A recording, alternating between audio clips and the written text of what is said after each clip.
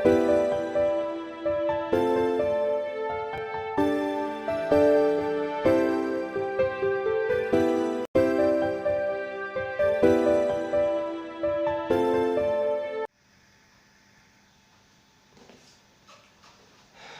Topic है हमारा कि अगर मान लीजिए कोई पॉइंट एलोंग द एक्सिस हो, along the axis of the current carrying conductor हो, तब उस पर कितना फोर्स लगेगा। Force along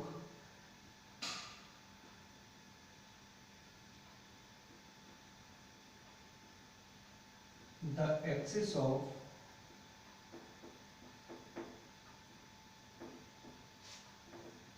current carrying conductor.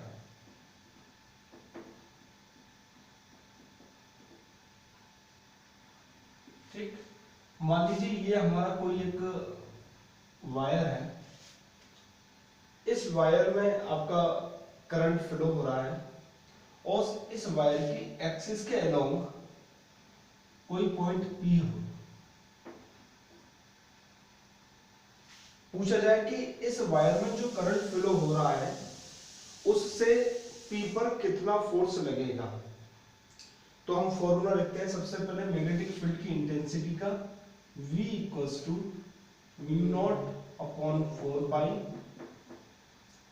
I dl sin theta upon r square, यही था, mu naught upon 4 pi I dl sin theta upon r square.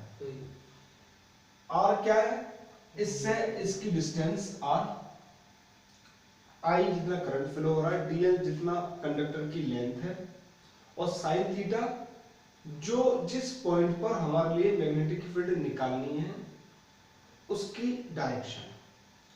अब आप जरा देखिए इसमें थीटा की वैल्यू कितनी होगी, थीटा की वैल्यू कितनी होगी, 180 क्या होता है, एक दूसरे के अपोजिट हो, ये उसी डायरेक्शन में है, यानी कि 0, थीटा इक्वल्स टू 0, और थीटा इक्वल्स टू 0 होगा तो b इक्वल्स टू कितना हो जाएगा, 0। अगर कोई point along the axis of the current carrying conductor है तो उस पर लगने वाली जो मैग्नेटिक फील्ड होगी वो 0 होगी।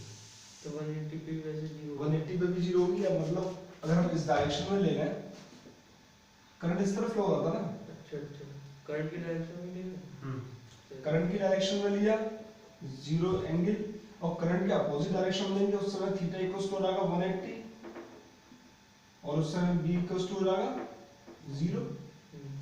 यानी कि अगर अलोंग द एक्सिस है, चाहे वो 0 डिग्री पर है चाहे वो 180 डिग्री पर है, तो उस जगह मैग्नेटिक फील्ड की जो वैल्यू होगी वो 0 होगी। ये बिल्कुल याद कर लीजिएगा क्योंकि ये बार बार हमें यूज आने वाला है न्यूमेरिकल्स में। तो हमने ये निकाला कि कोई भी अगर करंट पॉइंट किसी भी करंट कैरिंग कंडक्टर के एक्सिस पर रखा हुआ हो तो उस पर लगने वाली मैग्नेटिक फील्ड की वैल्यू कितनी होती है, 0 होती है। इसको बता दीजिएगा, फिर दूसरा तो भी लिखते हैं। तो फोर्स भी 0 होगा, तो हाँ b 0 तो फोर्स भी 0 होगा, f क्या है, q b b 0 तो f इक्वल्स टू 0। नेक्स्ट है कि direction of magnetic field due to different shape of the carrying current carrying conductor, direction of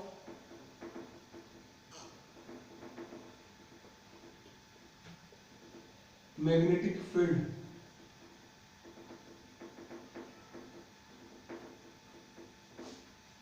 due to different current carrying conductor.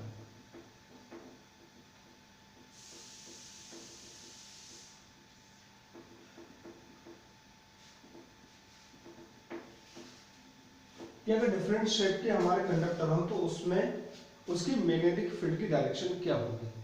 मान लीजिए आपके पास एक स्ट्रेट वायर है और उस स्ट्रेट वायर की वजह से, ये आपका स्ट्रेट वायर है और स्ट्रेट वायर से किसी डिस्टेंस p पर हम पर कितना मैग्नेटिक फील्ड की डायरेक्शन क्या होगी।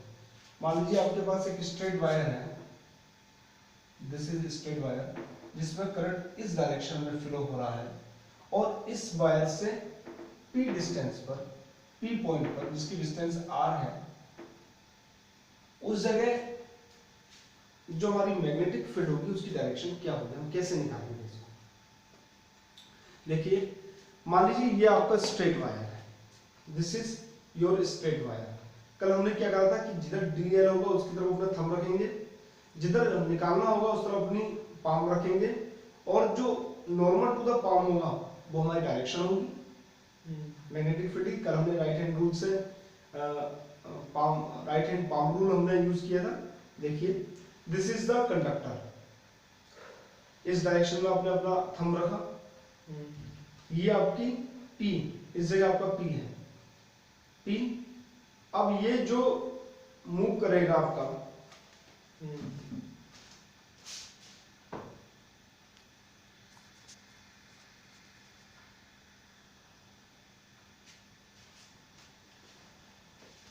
ये आपका डायरेक्शन dl P, और नॉर्मल टू द P, अगर मैं इसको लगा के देखूं, normal to the P, this is the direction of magnetic field. ठीक है, इसकी डायरेक्शन ये होगी, इस जगह देखते हैं तो ये डायरेक्शन होगी, इस जगह देखते हैं तो ये डायरेक्शन होगी, इस जगह देखते हैं तो ये डायरेक्शन होगी, इस जगह देखते हैं तो ये डायरेक्शन होगी। यानी कि ये डायरेक्शन अगर हम घुमाते रहे तो एक सर्किल बना लेगा एक सर्किल। अगर इस तरह रख दिया जाए, this is current carrying conductor, this is point P, हमने इस तरह रख दिया, और this is the direction of magnetic field, then this this this this this this क्या होगा, एक सर्किल बना लेगा इस कंडक्टर के चारों ओर।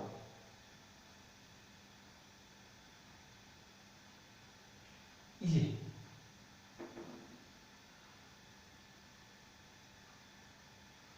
कैसा, ऐसा ऐसा ऐसा ऐसा। देखिए थंब रखा हमने डायरेक्शन में करंट के, दिस इज पाम और दिस इज डायरेक्शन।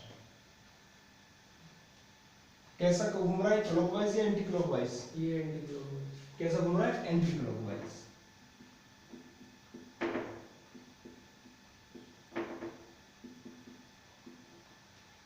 ठीक, अब अगर हम डायरेक्शन चेंज कर रहे हैं करंट आई की, करंट आई की हमने डायरेक्शन चेंज कर दी और डायरेक्शन आई कर दी इस तरफ। अब बताइए कि किस तरह होगा हमारा डायरेक्शन, बनेगा फिगर इस टाइप से, लेकिन डायरेक्शन चेंज हो जाएगी और कैसी हो जाएगी, क्लॉकवाइज हो जाएगी। नहीं होगी, हो जाएगी, रख के देख लीजिए ना, ऐसे ऐसे घूमता चला जाएगा, क्लॉकवाइज हो जाएगी। बेटा हमने जब इलेक्ट्रिक फील्ड का फॉर्मूला पढ़ा था, तो इलेक्ट्रिक फील्ड में अगर हमने इलेक्ट्रिक लाइंस की स्टडी की थी तो उसमें हमने एक चीज दिखाई दी थी कि प्लस पॉइंट से हमारी इलेक्ट्रिक लाइंस निकलती थी और नेगेटिव पॉइंट पर पहुंचती थी। इलेक्ट्रिक लाइंस क्या थी, प्लस से निकलेंगी और नेगेटिव पर पहुंचेंगी। उसी तरह इसमें भी होता है। इसमें क्या होता है कि किससे निकलती हैं, नॉर्थ से निकलती हैं और साउथ तक पहुंचती हैं। मैग्नेटिक लाइंस क्या होती है, नॉर्थ से शुरू होगी और साउथ तक पहुंचेगी। अगर हम यहाँ पर थोड़ा सा ध्यान दें, इस वाले फिगर को थोड़ा सा ध्यान दें, और अगर मैं इस वाले फिगर को ऊपर से देखूं, इस वाले फिगर को ऊपर से देखूं, या मैं इस तरह कर दूं कि मान लीजिए this is a circular current carrying conductor, goal goal current carrying conductor है, और उसमें आई इस डायरेक्शन में फ्लो हो रहा है, आई इस डायरेक्शन में फ्लो हो रहा है। तो इसके सेंटर पर मैग्नेटिक फील्ड की डायरेक्शन क्या होगी, इसके सेंटर पर मैग्नेटिक फील्ड की डायरेक्शन क्या होगी।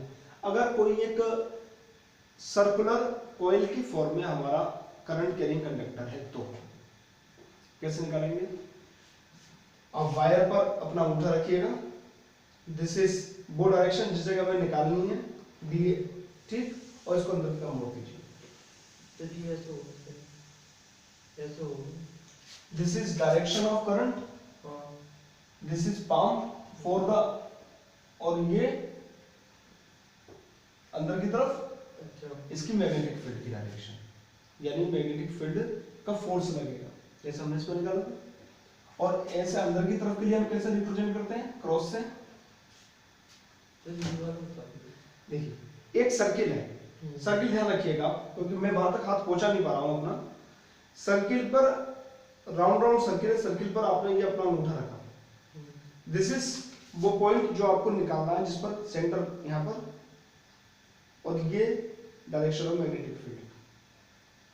नेक्स्ट में आप भी, this is direction of magnetic field, this is current, this is direction of magnetic field. देखिए अंदर की तरफ होगा मैग्नेटिक फील्ड की डायरेक्शन, और अंदर की तरफ होगी तो अंदर की तरफ के लिए हम इस तरह रिप्रेजेंट करते हैं।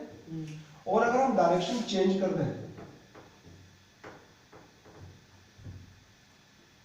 अगर हम डायरेक्शन चेंज कर दें, देन तब क्या होगा, बाहर की तरफ होगा, तब क्या होगा, बाहर की तरफ होगा। देखिए हाँ बाहर की तरफ के लिए कैसे रिप्रेजेंट करते हैं, पॉइंट्स। ठीक, अब ये देखिए कि जब हम इस तरह के डायरेक्शन करंट फ्लो हो रहा था तो क्या ये मैग्नेट की फॉर्म में काम कर रहा था या नहीं कर रहा था। अगर नॉर्थ से साउथ की तरफ मैग्नेटिक लाइंस का फ्लो हो रहा हो तो ये नेचर किसका होता है, मैग्नेट का होता है। अब जरा आप यहां पर देखिए, आप इस वाले प्रोसेस को ऊपर से देख रहे हैं, इस वाले प्रोसेस को ऊपर से देख रहे हैं। बताइए ये आपको क्लॉकवाइज दिखाई देगा या एंटी क्लॉकवाइज दिखाई देगा, एंटी क्लॉकवाइज। कैसे, ऊपर से देख रहे हैं, ऐसा दिखाई देगा एंटी क्लॉकवाइज। और आप जब उसको नीचे से देखेंगे तो क्लॉकवाइज दिखाई देगा या एंटी क्लॉकवाइज दिखाई देगा। सोचो, जब उसको ऊपर से देख रहे हैं तो एंटी क्लॉकवाइज दिखाई दे रहा है, और नीचे देखेंगे तो क्लॉकवाइज। देखिए समझिए, ये है आपका वो वायर, देखिए मेरी तरफ देखिए, और इस पर ऊपर से देख रहे हैं हम तो करंट कैसे फ्लो हो रहा है, ऐसे हो रहा है, ऐसे हो रहा है। ये आपने ऊपर से देखा, कैसे दिखाई दे रहा है, एंटी क्लॉकवाइज। ठीक, इसी को आप नीचे से देख रहे हैं, कैसे दिखाई दे रहा है, क्लॉकवाइज। देखो पक्का, यानी कि एक साइड से तो वो एंटी क्लॉकवाइज दिखाई दे रहा है और एक साइड से क्लॉकवाइज दिखाई दे रहा है, ऐसा। इसमें क्या मालूम पड़ रहा है कि मैग्नेटिक फील्ड आपकी तरफ आ रही है, मैग्नेटिक फील्ड आपकी तरफ आ रही है, किसमें, एंटी क्लॉकवाइज में।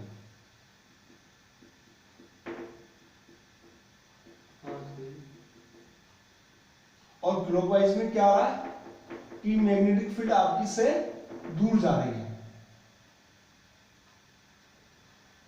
यानी कि इस जगह मैग्नेटिक लाइंस आपको आती हुई मालूम पड़ेंगी और इस जगह जाती हुई मालूम पड़ेंगी। यानी कि जो एंटी क्लॉकवाइज होगा उसमें क्या मालूम पड़ रहा है, आती हुई। और आती हुई किसको होती है, साउथ पर होती है। तो ये वाला पोल जो करेगा वो साउथ की तरफ वर्क करेगा और ये वाला पोल नॉर्थ की तरफ वर्क करेगा। यानी कि ये वाला पोल अगर ऊपर से देखेंगे तो साउथ की तरफ वर्क करेगा, एंटी क्लॉकवाइज, और नीचे से क्लॉकवाइज दिखाई दे रहा है यानी कि नॉर्थ की तरफ वर्क करेगा। क्लियर हुआ कॉन्सेप्ट, नहीं क्लियर हुआ, क्लियर हो गया। तो एक वायर पर दो पोल बन जाते हैं हमारे, एक वायर पर दो पोल बन जाते हैं, नॉर्थ पोल और साउथ पोल, क्योंकि magnetic lines from north to south work करती हैं। देखिए इसमें क्या हो रहा है, एंटर होते हुए दिखाई दे रहा है आपको, इसमें क्या हो रहा है, निकलता हुआ दिखाई दे रहा है। सही, तो हमारा किस फॉर्म में होगा वो हमें मालूम पड़ेगा। एंटी क्लॉकवाइज में साउथ एंटर होता हुआ, सॉरी मैं कुछ गड़बड़ कर रहा हूं, एंटी क्लॉकवाइज में क्या है, साउथ है, ठीक है, ऊपर ना एंटी क्लॉकवाइज है, इधर क्लॉकवाइज नॉर्थ है, ठीक, सही।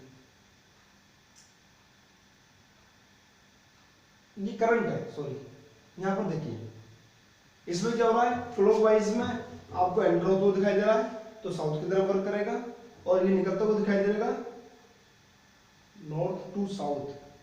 हाँ, एंटर कर रहा है तो नॉर्थ की तरफ वर्क करेगा, निकल रहा है तो साउथ की तरफ वर्क करेगा। नहीं क्लियर हो रहा है? मैग्नेटिक फील्ड की लाइंस किधर जा रही है? अंदर की तरफ। लाइंस चलती कैसे हैं? North to south. नॉर्थ पर इस तरह बना हुआ दिखाई देगा, साउथ पर पॉइंट बना हुआ दिखाई देगा। ठीक, नॉर्थ पर कैसे दिखाई दे रहा है? इस तरह बना हुआ, साउथ पर कैसे दिखाई दे रहा है? इस तरह। तो हमारे दो पोल्स का क्रिएशन हो जाता है कि ये पोल कैसे बनते हैं। तो इतना उतार लीजिएगा, फिर नेक्स्ट टॉपिक को आगे बढ़ते हैं।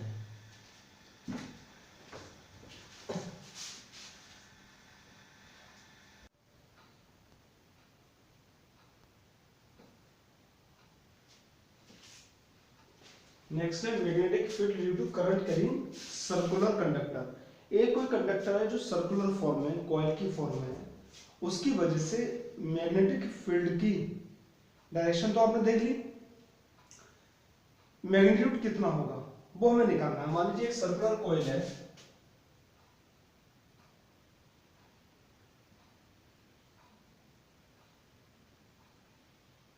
इसमें करंट फ्लो हो रहा है और इसकी वजह से इसके सेंटर पर कितना मैग्नेटिक फील्ड होगी वो हमें निकालना है।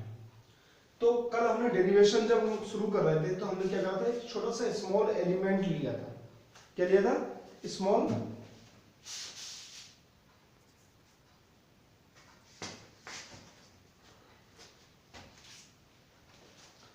एलिमेंट, और स्मॉल एलिमेंट डीएल से डिस्टेंस आर पर मैग्नेटिक फील्ड की वैल्यू निकाली थी बी। तो हम वही करते हैं कि इसको हम एक छोटा सा पार्ट ले लेते हैं डीएल, और डीएल से इसको मिलाते हैं।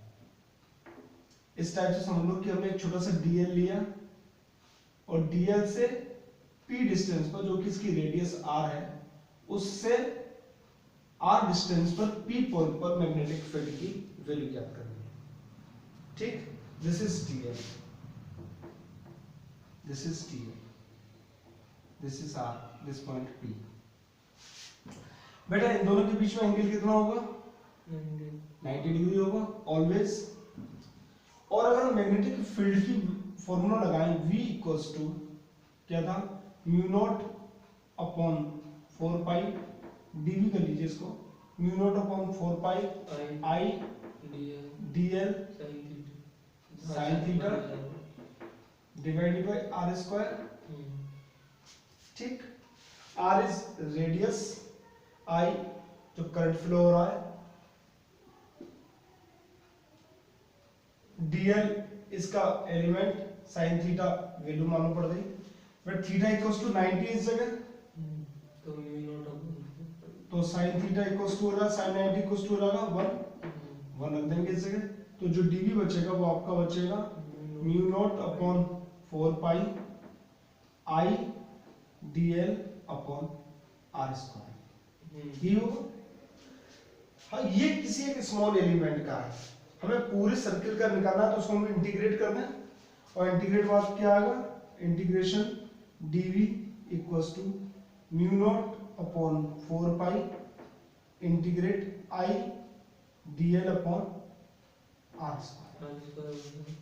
अब इसमें जो जो भी कांस्टेंट है उनको बाहर निकाल लेते हैं, जो वेरिएबल है उसको अंदर रहने देते हैं। अब कांस्टेंट कौन कौन से ही देखते हैं। Then v equals to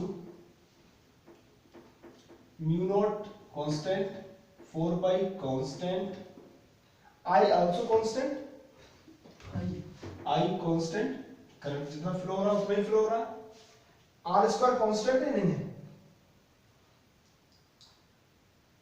r क्या इसकी रेडियस है, जो कि हर जगह कांस्टेंट रहेगी।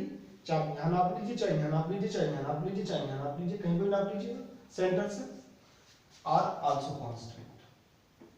अब अंदर क्या बचा? Integrate dl। ठीक, ये आपका क्या है? फॉर्मूला आ गया। तो आर हमारी तो वो है, क्या है? डीएल से वहां तक की वो डिस्टेंस। हाँ बिल्कुल, यहाँ पर बना दीजिए आप जरा dl। ये डिस्टेंस कितनी आएगी? r।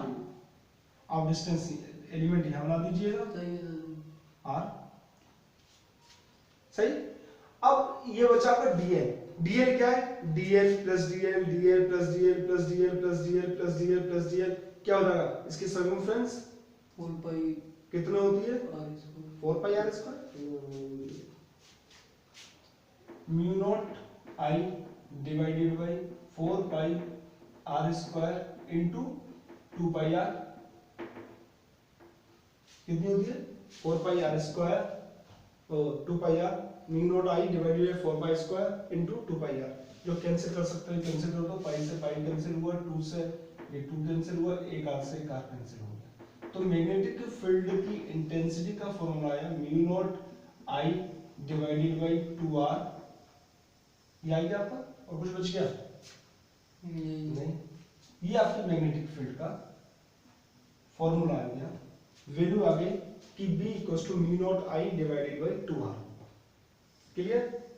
Circular conductor, circular conductor के लिए डायरेक्शन क्या होगी? डायरेक्शन निकाल लो आप। डीएल की डायरेक्शन में आपका हाथ इस तरह आएगा, बाहर की तरफ होगी इसकी डायरेक्शन।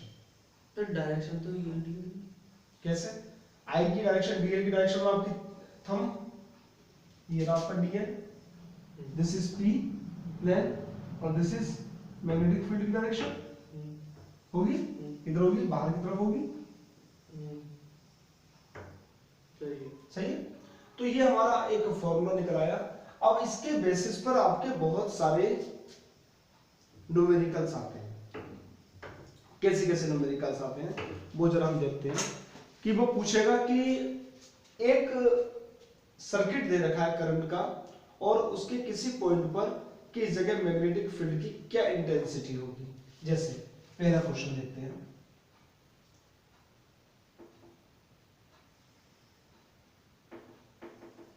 दिस करंट फ्लो हो रहा है इसमें आई, करंट फ्लो हो रहा है इसमें आई, करंट फ्लो हो रहा है इसमें आई। क्वेश्चन में पूछेगा कि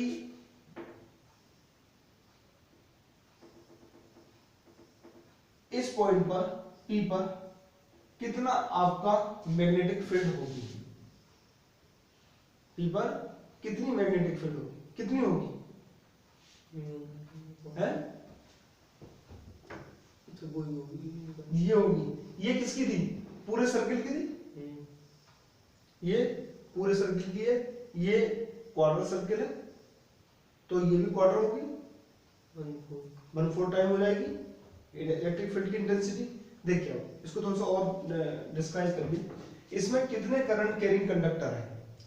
1 2 3, इसका नाम 1 दे दूं, इसका नाम 2 दे दूं, और इसका नाम 3 दे दूं। तो टोटल जो होगी हमारी, टोटल भी होगी वो होगी आपकी B1 plus B2 plus B3 होगी। इसकी वजह से प्लस इसकी वजह से प्लस इसकी वजह से, इसकी वजह से कितनी होगी? ठीक है जी। मैग्नेटिक फील्ड पॉइंट P पर इसकी वजह से कितनी होगी? 1 की वजह से। इसकी वजह से 0 होगी, हम निकाल चुके हैं। along the axis, along the axis कितनी होती है? 0 होती है, क्योंकि साइन यहाँ पर 0 होता है, थीटा 0 होता है, तो साइन 0 इज 0, 0 प्लस इसकी वजह से जो क्वार्टर सर्किल है, तो फुल सर्किल का हम निकाल चुके हैं सेंटर पर। हाँ, क्वार्टर सर्किल का सेंटर पर कितना होगा? इसका 1/4 टाइम कर देंगे, यानी कि म्यू नॉट आई अपॉन 8r। ठीक, प्लस B3 की वजह से कितना होगा?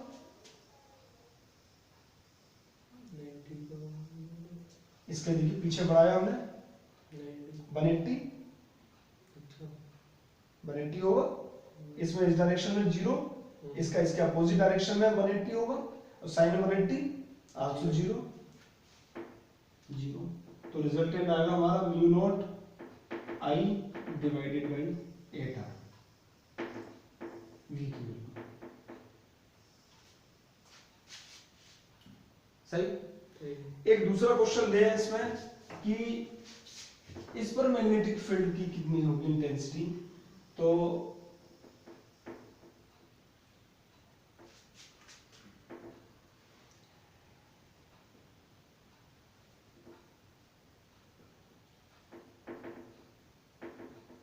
पॉइंट पी पर आई आई आई कितनी होगी बताइए।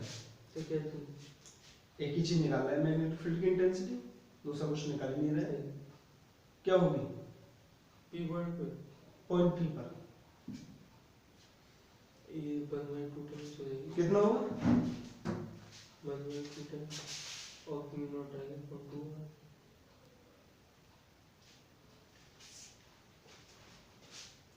क्या है, ये हाफ सर्किल है और हाफ सर्किल कितनी होगी 1/2 टाइम्स होगी किसकी, इसकी। हाँ और 1 की वजह से अगर इसको 1 नाम दे देते हैं, इसको 2 नाम दे देते हैं और इसको हम 3 दे देते हैं, तो टोटल V जो होगी आपकी म्यू नॉट आएगा 4 वो क्या होगी V1 plus V2 plus V3, 1 की वजह से 0, 2 की वजह से म्यू नॉट आएगा इसकी 1/2 mu naught I upon 4R plus 0, finally आ गई mu naught upon I upon 4R। इसके अलावा एक क्वेश्चन अगर और दें कि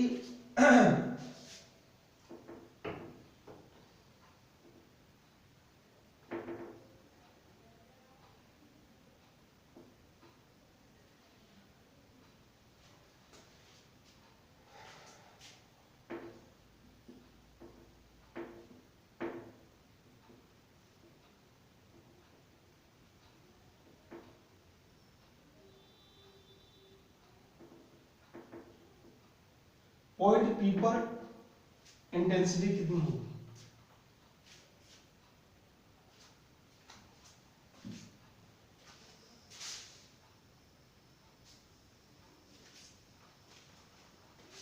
पॉइंट P पर कितनी इंटेंसिटी होगी, इसको कैसे निकालें।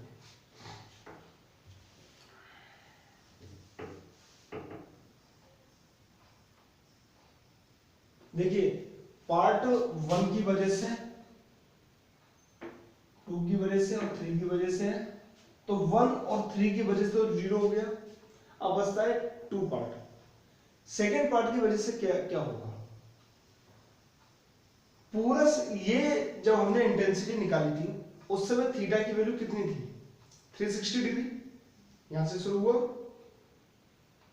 यहां पर खत्म हुआ, पूरा शरीर कितना घुमा 360 डिग्री। 360 में से थीटा डिग्री वाले पार्ट ले लिया हमने, 360 में से थीटा वाला पार्ट ले लिया, तो इसकी इंटेंसिटी भी उसी रेशियो में हो जाएगी। नहीं समझ में आया, हमने क्या किया था यहां पर, हमने यहां पर क्या किया था 1/4 पार्ट था, इसको मैं इस तरह कर रहा हूं। देखिए ये कितना एंगल बना रहा है 90, इसको मैं लिख रहा हूं, देखिए V equals to mu naught I upon 2R into इसकी दोनों लाइंस जो एंगल बना रही हैं डिवाइडेड बाय 360, वही आंसर आएगा। सही, यहां पर आता है ये दोनों जो एंगल बना रही है लाइन मिलाने वाली 180 मिला रही है, इसको मैं अगर लिखूं तो mu naught I upon 2R into 180 upon 360, yes sir, result वही आएगा। ओके, अब मैं इसको लिखता हूं B equals to mu naught I upon 2R into theta upon 360,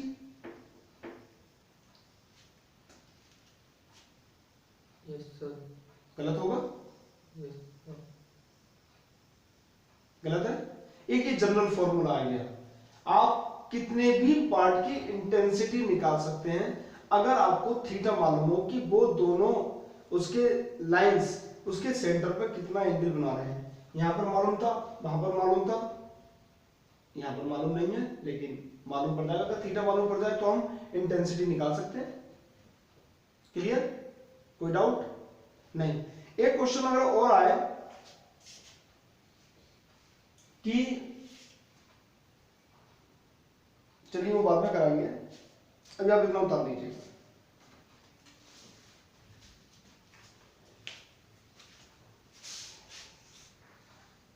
तो कितने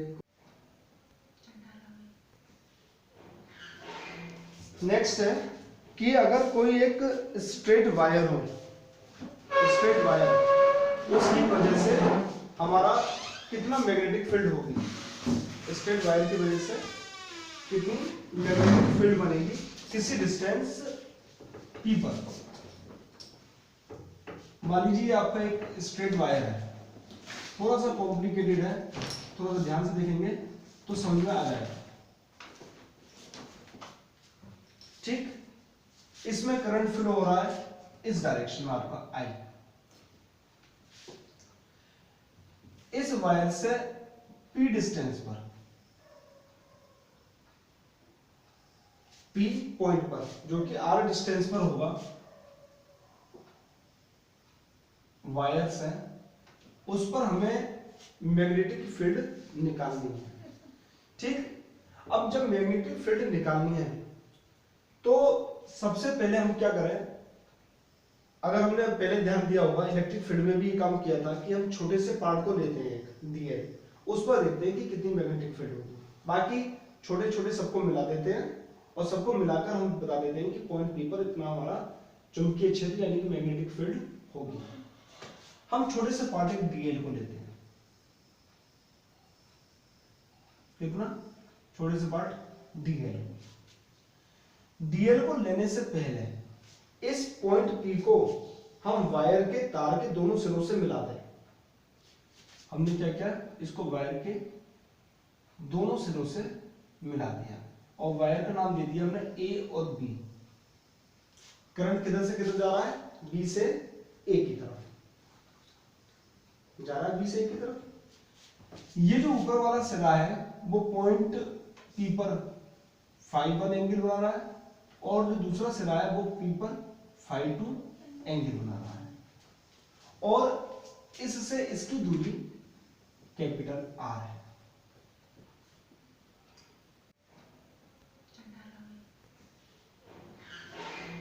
नेक्स्ट है कि अगर कोई एक स्ट्रेट वायर हो, स्ट्रेट वायर, उसकी वजह से हमारा कितना मैग्नेटिक फील्ड होगी, स्ट्रेट वायर की वजह से कितनी मैग्नेटिक फील्ड बनेगी किसी डिस्टेंस p पर। मान लीजिए आपका एक स्ट्रेट वायर है, थोड़ा सा कॉम्प्लिकेटेड है, थोड़ा सा ध्यान से देखेंगे तो समझ में आ जाएगा। ठीक, इसमें करंट फ्लो हो रहा है इस डायरेक्शन में आपका I, इस वायर से P डिस्टेंस पर, P पॉइंट पर जो कि R डिस्टेंस पर होगा, वायर से उस पर हमें मैग्नेटिक फील्ड निकालनी है। ठीक, अब जब मैग्नेटिक फील्ड निकालनी है तो सबसे पहले हम क्या करें, अगर हमने पहले ध्यान दिया होगा इलेक्ट्रिक फील्ड में भी काम किया था कि हम छोटे से पार्ट को लेते हैं दिए, उस पर देखते हैं कि कितनी मैग्नेटिक फील्ड होगी, बाकी छोटे छोटे सबको मिला देते हैं और सबको मिलाकर हम बता देते हैं कि पॉइंट पी पर इतना हमारा चुंबकीय क्षेत्र यानी कि मैग्नेटिक फील्ड होगी। हम छोटे से पार्ट एक डीएल को लेते हैं, कितना छोटे से पार्ट डीएल। डीएल को लेने से पहले इस पॉइंट पी को हम वायर के तार के दोनों सिरों से मिला दें। हमने क्या किया, इसको वायर के दोनों सिरों से मिला दिया और वायर का नाम दे दिया हमने ए और बी। करंट किधर से किधर जा रहा है, बी से ए की तरफ जा रहा है, बी से ए की तरफ। ये जो ऊपर वाला सिरा है वो पॉइंट पी पर φ1 एंगल बना रहा है और जो दूसरा सिरा है वो पी पर φ2 एंगल बना रहा है और इससे इसकी दूरी कैपिटल आर है।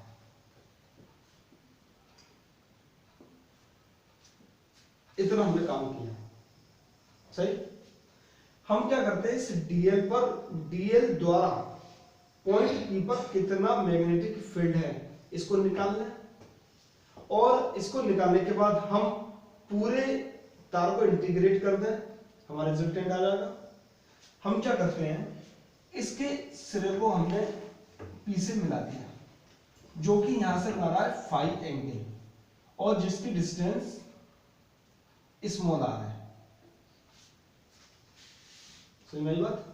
हमने क्या किया, डीएल के एक सिरे को पॉइंट पी से मिला दिया, और पॉइंट पी कितना एंगल बना रहा है, फाई एंगल बना रहा है, एक सिरे को मिला दिया, और उस लेंथ को हमने नाम दे दिया आर, स्मॉल आर। हम अगर हम मैग्नेटिक फील्ड का फॉर्मूला लिखें, B equals to mu naught upon 4 pi I dl sine theta divided by are square, यही होता है। आप लोगों को अभी छूटा हुआ है, लेकिन ये होता है, इतना समझ लीजिए, mu naught upon 4 pi into I dl sine theta upon are square. इसमें हमें क्या क्या चीज गिवन है और क्या क्या चीज एलिमिनेट करनी है, क्या क्या चीज हमें दे रखी है क्वेश्चन में और क्या क्या चीज हमें हटानी है।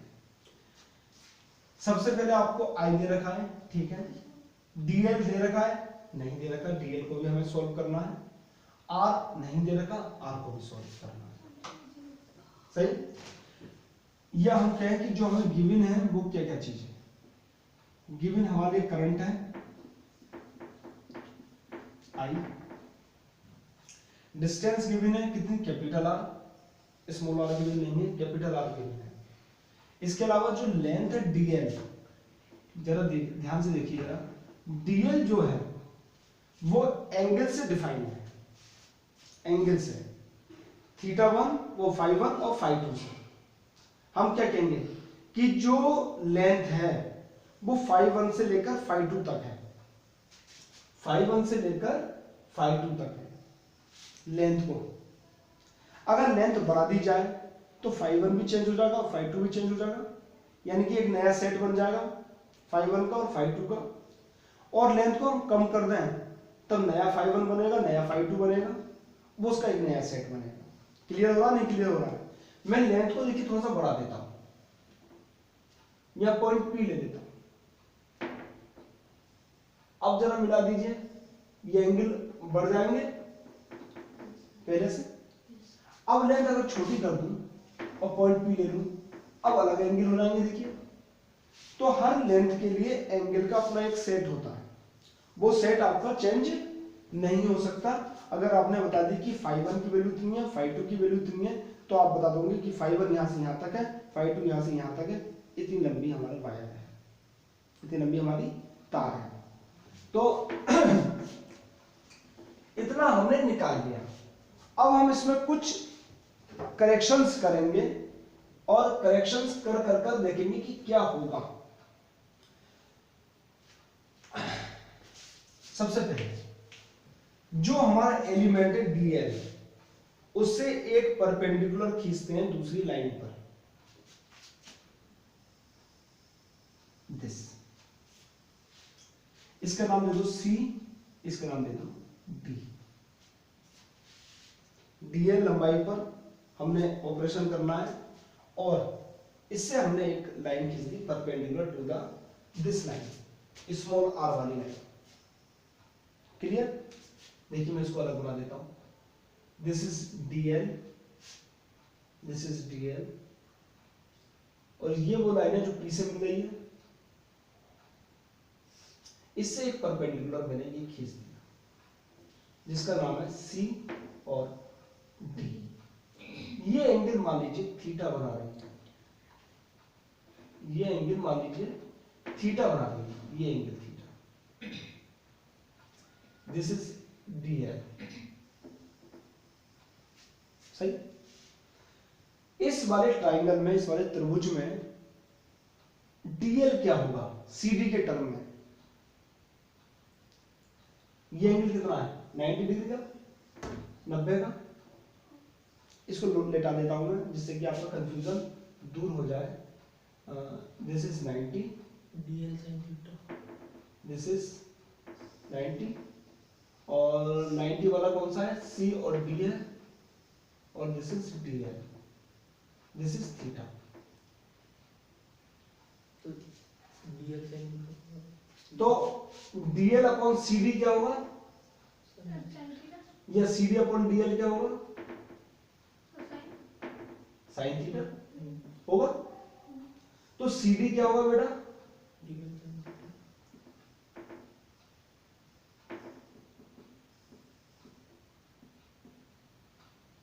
सी डी क्या होगा, डीएल साइन थीटा। क्लियर यहां तक, कोई भी डाउट नहीं।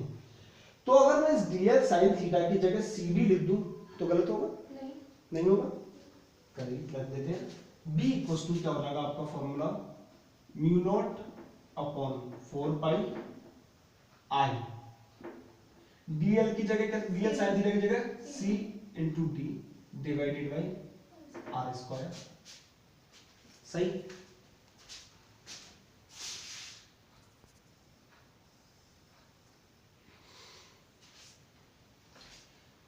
इतना हमारा फॉर्मूला अब तक बन गया है, mu naught upon 4 pi I c d upon are square.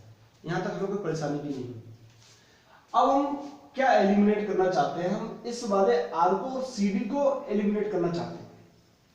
हम चाहते हैं इस वाले सी डी को और ये आर एलिमिनेट हो जाए। ये एलिमिनेट कैसे होगी, ये हमें खत्म करनी है। ये खत्म कैसे होगी, ये खत्म ऐसे होगी बेटा, देखिए हम सी डी के सी वाले सिरे को भी पी से मिला देते हैं। हमने सी वाले सिरे को भी पी से मिला दिया, और जो इनके बीच का एंगल बना, ये स्मॉल वाला एंगल, इसको हमने नाम दे दिया डी फाई। क्या नाम दे दिया, डी फाई। समझ आ रहा है, डी फाई। अब हम इस ट्राइंगल की बात करते हैं, पी सी डी की, पी सी डी की। ट्राइंगल किसकी बात करते हैं, पी सी डी की। देखिए इतना छोटा एंगल है, तो ये भी आर होगा, तो ये भी आर ही होगा, होगा। जब आर होगा तो इसमें डी फाइव क्या होगा आपका, सी डी अपॉन आर होगा। डी फाइव क्या होगा, सी डी अपॉन आर। ठीक, तो सी डी को जगह लिख सकते हैं हम आर इंटू डी फाइव, नहीं लिख सकते हैं आर इंटू डी फाइव, किसी जगह सी डी की जगह रख दो, सी डी जो R D five. Then formula क्या रहेगा हमारा, mu naught upon 4 pi I R C D की जगह R into D five divided by are square. एक आर से एक आर कैंसिल हो गया, बचा क्या हमारा, mu naught upon 4 pi I D five upon R. ये हमारा बी का फॉर्मूला है, I D five upon R mu naught upon 4 पाई। ठीक, हमें ये वाला आर और अभी एलिमिनेट करना रह गया है, क्योंकि ये वाला आर हमें गिवन नहीं है, और इस स्मॉल आर को हमें कैपिटल आर बनाना है। इस स्मॉल आर को कैपिटल आर बनाना है। तो हमने स्टार्टिंग में देखो कि एक लाइन खींची थी फाई एंगल पर, ये वाली लाइन देखिए, दिस लाइन हमने फाई एंगल पर खींची थी फाई एंगल में। देखिए ये रहा आपका फाई एंगल, और ये आपका एक ट्राइंगल बन गया। इसमें आर आपको दे रखा है, फाई आपको मालूम है। तो इस वाले आर की जगह ये वाला आर लाना है, तो ट्राइंगल में क्या लगाए हम, किस में आता है बेस और हाइपोटेनियस, किस में आधार और कर्ण आता है, कॉस में। कॉस थीटा क्या कहलाता है, आधार अपॉन कर्ण, बेस अपॉन हाइपोटेनियस। लगा दीजिए इसमें कॉस थीटा क्या है, बेस अपॉन हाइपोटेनियस। बेस क्या है आर, हाइपोटेनियस क्या है, ठीक सही है आर। तो 1 अपॉन आर इस जगह से क्या आएगा बेटा, cos five divided by capital R. Finally cos pi equals to आ गया 1 अपॉन r इक्वल्स टू आ गया cos pi upon r 1 upon r है 1 अपॉन r की जगह ये वाली वैल्यू रख दो, यानी कि v इक्वल्स टू आ गया आपका mu naught upon 4 pi i d phi और 1 अपॉन r की जगह लिखेंगे cos phi upon r into d phi, this is dv।